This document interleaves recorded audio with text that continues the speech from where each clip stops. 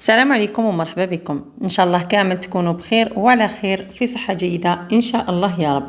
اليوم جيتكم بواحد الوصفه فيديو بزاف هايل، نتمنى تتبعوه من الاول للاخر وراح تتبعوا المراحل وراح تنجح لكم الوصفه ويجيكم المادلين كما اللي راكم تشوفوه قدامكم ان شاء الله. الفيديو تاعنا تاع اليوم الى عجبكم ما تنساوش لي جيم فضلا وليس امرا، ونتمنى منكم انكم تتبعوا الفيديو من الاول للاخر كما راكم تشوفوا المادلين تاعنا كيفاش جا. صدقوني جا بزاف هشيش وبزاف طري ومثقب من الداخل. النتيجه راهي قدامكم، تبعوا طريقه التحضير تاعي وراح تشوفوا النتيجه. نشوفوا النتيجه مع بعض. نروحوا مباشره المكونات الوصفه تاعنا. عندي هنايا 2 حبات بيض. البيض تاعك تخرجيه من الفريجيدار ولا ديريه بدرجه حراره الغرفه عادي جدا. انا صراحه خرجته من الفريجيدار مي اعطيله برك وقته تاع التخلاط تاعو. هنايا درت كاس غير ربع تاع السكر، يعني فوق النص كاس شويه سكر. هنايا البنات اللي تحب الحلاوه دير كاس كومبلي. انا دائما نقول لكم في الوصفات تاعي نقص الكميه تاع السكر. مغرف فانيلا نضيفوها للخليط تاعنا ونتكلوا على ربي ونكملوا المكونات تاعنا مع بعض. عندي هنا نصف كاس تاع الماء. هذاك الماء نديروه تدريجيا. البنات هنايا انا خليت الخليط تاعي يتخلط مليح حتى يتغير اللون تاع البيض تاعنا مع السكر، من بعد نضيف له الماء. النصف كميه تاع الماء هي راح نكملوها بالحليب، يعني درت نصف كاس تاع حليب ونصف كاس تاع الماء.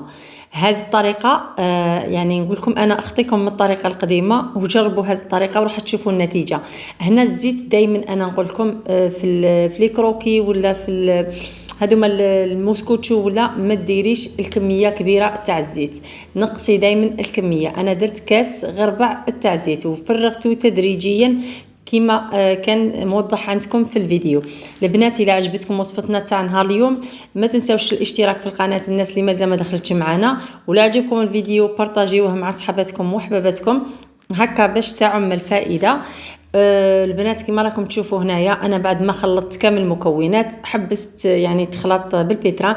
اللي ما عندهاش بيترا تستعمل فوي، مي نصيحه كي تكوني تضربي بالفوي يعني اعطيله وقته مليح مليح وانتي تخلطي فيه.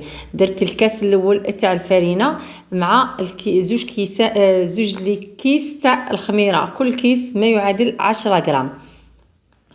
هنا بالنسبه للفرينه البنات انا كلات لي 2 كيسان ونص تاع فرينه، مي هذوك نص الكاس تاع الفرينه ما يعادل 2 مغارف معمرين مليح، يعني 2 مغارف بومبي فوق 2 كيسان.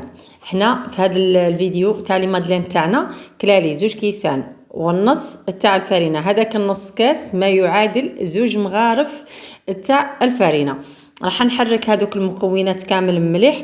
وهنايا ضروري جدا الفرينه تاعك تجوزيها في الصيار ولا في الصفايه باش هكا تعطيك هذيك الخفه تاع لاباط تاعك، ومام لي مادلين تاعك راحين يتنفخوا لك مليح كي ديريهم في الفرن. هنا البنات نستعملوا الفوي ولا انا استعملت الفوي تاع البيترا باش ما نكثرش على روحي المعن صراحه. يعني كامل نعرفوا بلي الاواني ديرونجينا بزاف في الكوزينه. كما راكم تشوفوا البنات هاي ليك 2 اصابع تاع الفرينه ما يعادل 2 مغارف كبار معمرين تاع فرينه. هنا نكمل انايا الخليط تاعي ونحضر، نكون ديجا حضرت من قبل المول تاع لي كيسات تاعي. يستحسن انك ديري لي كيسات تاعك في لي مول باش هكا لي مادلين تاعك راح يخرجوا لك ناجحين 100%. هنا البنات هذا هو سر تاع الخفه والهشاشه تاع المادلين تاعك. بعد ما تكملي تخلطي المادلين تاعك كامل الخليط تاعها ومكونات مع بعض، بعد ما ديري الفرينه تاعك كيتو تحكمي هذيك المغرف تاع الخل تدخليها في هذاك الخليط. هنا تحسي الخليط تاعك ديجا باللي خفاف شويه. هنا راح نحكم قوبلي. صراحه انا ساعدني بزاف بزاف القوبلي في التعمار تاع لي كيسات تاعي وجاتني طريقه يعني حبيت نشاركها معكم. يعني هذه زياده للبنات اللي ما يكونش عندها باغ اكزومبل تاويل تاع لي مادلين وكامل. راح تستعملي بالقوبلي، راح تعمري نصف الكميه تاع لي كيسات. راح نشوفوا كيفاش راني عمرت الكميه تاع لي كيسات. بعد ما نعمرهم يعني حوالي 2 مغارف كما راكم تشوفوا هنايا. انا في هذا الخليط خرج لي كميه لاباس بها حوالي 22 حبه تاع لي مادلان. صدقوني جاو لي مادلان خفاف، وكما كنتوا شاهدتوهم ديجا من قبل في بدايه الفيديو كانت الصوره موضحه قدامكم وفتحت الحبه قدامكم وشفتوا النتيجه النهائيه تاع لي مادلان. سيوهم وجربوهم وردوا لي بالخبر في تعليقاتكم. نتمنى لكم فرجه ممتعه حبوباتي الغاليات. انا هنا عطيت لي مادلين تاعي تزيين بسيط، يعني ما درتوش كامل الكاوكاو إفيلي، درت كميه بالكاوكاو إفيلي وكميه خليتها سامبل، يعني كميه درتها كلاسيك وكميه درتها شويه زعما عطيت لها البريستيج تاعها.